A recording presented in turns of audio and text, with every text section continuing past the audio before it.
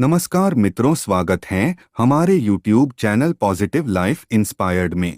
मित्रों, हम सभी ने किसी ना किसी से यह कहते सुना है कि श्मशान में भूत प्रेत होते हैं, और कुछ लोग यह भी कहते हैं कि श्मशान में भूत प्रेत की आत्मा 12 बजे रात को घूमती है। मित्रों, चलो जानते हैं महात्मा बुद्ध जी से श्मशान में भूत होते हैं या नहीं, एक कहानी के माध्यम से। जो भी व्यक्ति गौतम बुद्ध का शिष्य बनकर बुद्ध के साथ रहना चाहता है और बुद्ध की शरण में आना चाहता है, तो बुद्ध जी कुछ लोगों को बुद्ध बिना परीक्षा लिए ही स्वीकार कर लेते थे और आश्रम में रहने की अनुमति दे देते हैं। पर कुछ व्यक्तियों को वो कह देते कि जाओ, पहले एक दिन और एक रात शमशान में गुजार कर आओ। एक दिन एक व्यक्ति बुद्ध के पास आया और उसने बुद्ध के आश्रम में शामिल होने की इच्छा जताते हुए कहा, हे गुरु जी, मैं आपका शिष्य बनना चाहता हूँ। बुद्ध ने कहा, तुम्हें मेरा शिष्य बनने के लिए एक दिन और एक रात पूरा शमशान में बिताना होगा, और वहां पर तुम जो कुछ भी देखोगे, जो भी महसूस करोगे, मुझे आकर बताओगे, तब उसके बाद ही तुम आश्रम में शामिल हो पाओगे। गौतम बुद्ध की ये बात सुनकर वो व्यक्ति घबरा गया और उसने बुद्ध से डरकर कांपती आवाज में कहा, गुरु जी, दिन में तो ठीक हैं, लेकिन रात में शमशान में रहना बहुत खतरा है। बुद्ध ने कहा, कैसा खतरा? व्यक्ति ने कहा, वहां भूत प्रेत होंगे, वो मुझे पकड़ लेंगे और जान से मार देंगे या तो मेरा जीवन नर्क बना देंगे। भूत प्रेतों का खौफ उस व्यक्ति के चेहरे पर साफ दिख रहा था। बुद्ध ने कहा, क्या तुमने भूत प्रेत देखे हैं? व्यक्ति ने कहा, नहीं, पर मैंने सुना बहुत हैं, और कुछ ऐसे लोगों को जरूर देखा है जिनमें भूत आ जाते हैं और उन्हें परेशान करते हैं, अजीब अजीब हरकतें करते हैं। इस पर बुद्ध ने कहा, फिर तो अब तुम्हारे पास ये अच्छा मौका है ये जानने के लिए कि क्या सच में भूत प्रेत होते हैं या नहीं। तुम एक रात शमशान में व्यतीत करो, वहां पर तुम्हें कुछ ऐसा लगे कि वो भूत हैं, तो देखना कि वो कैसा दिखता है, और यदि ऐसा कुछ ना हुआ तो तुम यह जान पाओगे कि भूत प्रेत जैसी कोई चीज नहीं होती है।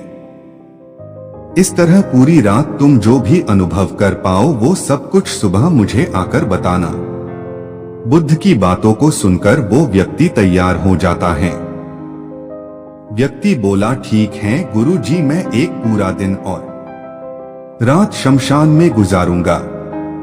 बुद्ध ने कहा, ठीक है, अभी तुम स्नान कर लो और आश्रम में जाकर भोजन करके आराम करो, और कल सुबह की पहली किरण के साथ ही शमशान पहुंच जाना।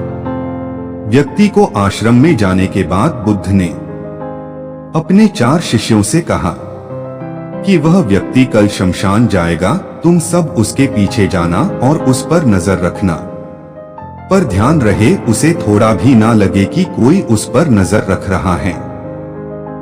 अगले दिन सुबह होते ही वो व्यक्ति शमशान में पहुंच गया और 4 शिष्य भी उस व्यक्ति का पीछा करते हुए एक जगह छुपकर उस व्यक्ति पर नजर रखने लगे। जब तक दिन था तब तक वो व्यक्ति शमशान में इधर उधर घूमता रहा, उसे काश वैसा कुछ भी अनुभव नहीं हुआ। लेकिन जैसे जैसे सूर्य के ढलने के साथ अंधेरा बढ़ता जा रहा था, वैसे वैसे व्यक्ति की धड़कनें भी बढ़ती जा रही थी। किसी तरह उस व्यक्ति ने पूरी रात शमशान में गुजार ही ली और सुबह होते ही वो बुद्ध के पास पहुंच गया। बुद्ध ने व्यक्ति से पूछा, बताओ शमशान में कैसा समय गुजरा तुम्हारा? क्या तुमने कोई भूत देखा और क्या क्या अनुभव किया? व्यक्ति बोला, गुरु जी, जैसे ही मैं सुबह सुबह शमशान में पहुंचा तो वहां कुछ घंटे बाद मुझे कुछ लोगों की भीड़ शमशान की ओर आती दिखाई पड़ी, जो एक अर्थी लिए आ रहे थे। मैंने जब उन लोगों को ध्यान से देखा तो उनमें से कुछ लोग बहुत दुखी थे, कुछ लोग सामान्य और कुछ लोग बेहद खुश थे। वो लोग उस मरे हुए इंसान के बारे में बोल रहे थे कि इस व्यक्ति ने बहुत अच्छे कर्म किए हैं, बहुत किस्मत वाला है ये। इसके बाद उस मरे व्यक्ति के बेटे ने अपने वृद्ध पिता की चिता को अग्नि दी। अर्थी के साथ शमशान आए लोग कुछ देर वही खड़े रहे। चिता प्रचंड आग की लपटों से धू धू करके जलती रही और सभी लोग मायूस खड़े होकर जलती चिता को देख रहे थे। जैसे जैसे चिता की आग धीमी होने लगी, वहां पर मौजूद लोग भी वहां से जाने लगे और थोड़ी देर बाद वहां पर दो और अर्थी आई, जिसमें एक अर्थी किसी अमीर व्यक्ति की थी जो तरह तरह के फूलों से बहुत सजी धजी थी। उस अर्थी के आसपास बहुत से लोग भी थे। और दूसरी अर्थी एक गरीब व्यक्ति की थी जो बेहद साधारण सी थी और उसके आसपास गिने चुने ही लोग थे। अमीर व्यक्ति की चिता चंदन की लकड़ी पर जलाई गई, जबकि गरीब व्यक्ति की चिता साधारण लकड़ियों पर जलाई गई। पहले अमीर व्यक्ति की चिता को जलाया गया क्योंकि वो अमीर था। उसके बाद गरीब व्यक्ति की चिता जलाई गई।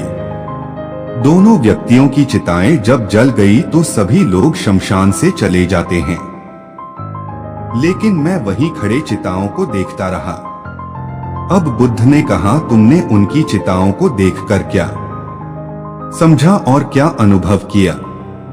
व्यक्ति ने कहा, गुरुजी, दोनों की चिताएं एक समान थी, दोनों के ही शरीर उन चिताओं में समान तरीके से ही जले।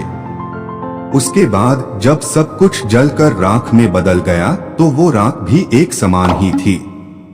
गुरु जी, उसके बाद वहां पर एक महिला की अर्थी आई। उस औरत का पति बहुत दुखी था, फूट फूट कर रो रहा था। अर्थी के साथ शमशान में आए बाकी लोग भी बहुत दुखी थे। वो सभी उसके पति को दिलासा दे रहे थे। हे गुरुजी, मैंने उसमें देखा कि बहुत से लोग काफी बुद्धिमान थे, वो ज्ञान की बातें कर रहे थे।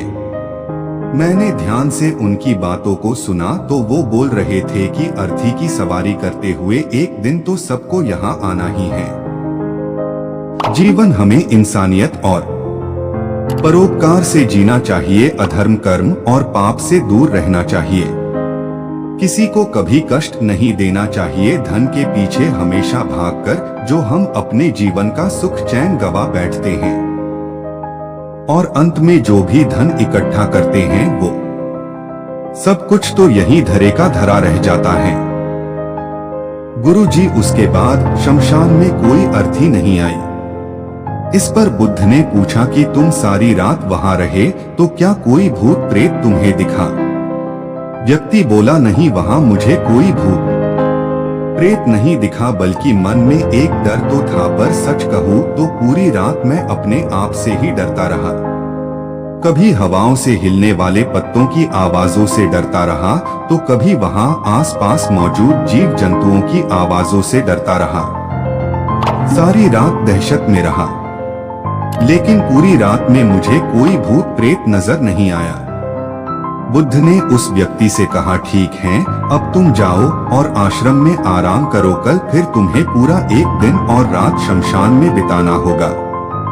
अब वो व्यक्ति ये सुनकर बोला, आप कैसी बात कर रहे हैं गुरुजी? आपके ही कहने पर कल पूरा दिन और पूरी रात मैं शमशान में पड़ा रहा। वो समय मैंने कैसे काटा है मैं जानता हूँ, अब मैं दोबारा वहां नहीं जाऊंगा।